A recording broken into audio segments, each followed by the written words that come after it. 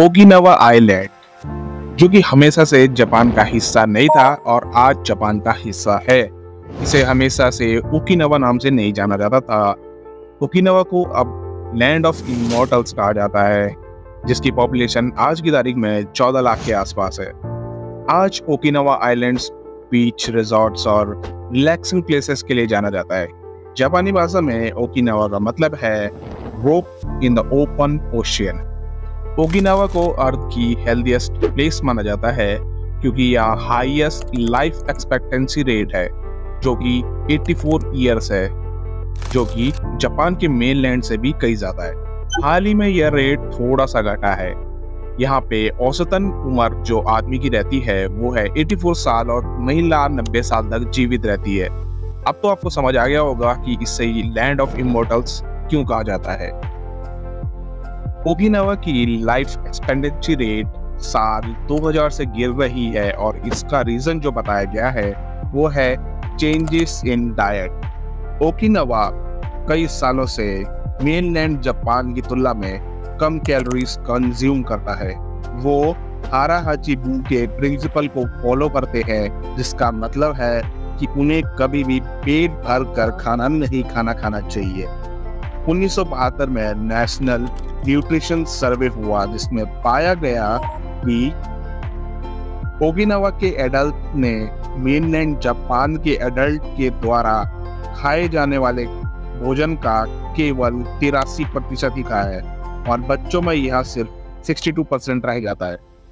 Life expectancy rate हाल में जो भी कम हो रहा है, उसका रीजन जो सामने आता है वो है इनकी डाइट्स में कैलोरीज का बढ़ना। दुनिया में किसी भी अन्य जगह की तुलना में ओकिनावा में सबसे ज्यादा लोग ऐसे हुए हैं जिनकी उम्र 100 साल से ज्यादा है। आज तक इस आइलैंड पर 400 से ज्यादा अधिक ऐसे लोग हुए हैं जिनकी उम्र 100 साल से ज्यादा रही है। हालांकि काफी अलग अलग रीजन हो सकते हैं इनके इतने सारे 100 साल की उम्र से ज्यादा लोगों के होने के, पर एक कारण जो बताया जाता है वो है इनकी डाइट। दुनिया के कई जगहों पर इनकी डाइट कॉपी करने की कोशिश की ताकि इनकी तरह लंबा जी जा सके। माना जाता है कि ओकिनावा जो डाइट फॉलो करते हैं उसमें भरपूर न्यूट्रिशन होता है, पर कैलोरीज कम होती है। वो मेनलैंड जापान की तुलना में कम चावल खाते हैं और साथ में हरी पीली सब्जियां, मछली, पोर्क जैसी चीजें ज्यादा खाते हैं। ओकिनावा काफी स्वीट पोटैटो खाते हैं, जो उनका सेंटर ऑफ डाइट है। यह खाना उनकी एनर्जी देने में काफी मदद करता है, लेकिन साथ ही में इससे कैलोरी भी कम मिलती है उन्हें। पोर्क ओकिनावा की डाइट का बहुत इंपॉर्टेंट पार्ट है।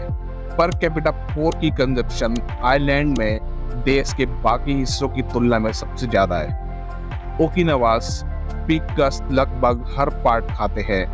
कान और जीभ जैसा हिस्सा भी वहाँ के लोगों की लंबी उम्र होने से जोड़ा जाता है। पिग्स पहली बार ओकिनावा आइलैंड की डाइट में चाइनीज की वजह से 15वीं सेंचुरी में आए थे और तब से उनकी डाइट का एक इम्पोर्टेंट पार्ट है। बिना जिम जाए ओकिनावास काफी फिट रहते हैं। वहाँ 80-90 साल के लोगों का खेतों में काम करना या कोई भी फिजिकली मेहनत वाला काम करना आम बात है। ये लोग सोशली बहुत एक्टिव रहते हैं, जिससे इन पर जो पॉजिटिव इम्पैक्ट है वो पड़ता है। ओकिनावा हमेशा से जापान का पार्ट नहीं था। 1872 तक यह र्यू किंगडम के नाम से जाना जाता था।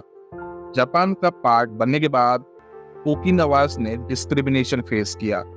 नेटिव लैंग्वेज को सम्मान नहीं मिला और उनके पास जो हथियार थे वो उनसे ले लिए गए और इसी समय मार्शल आर्ट्स कराटे वहाँ फेमस हुआ। माना जाता है ओकिनावा में कराटे का जन्म हुआ। कुछ लोगों का कहना है कि इसका ओरिजिन एंशिएंट इंडिया में हुआ था। जापान में मर्ज हो जाने के बाद वुमेन के हाथों में टैटू करने पर बैन लगा दिया गया, जो कि ट्रेडिशन का एक हिस्सा हुआ करता था।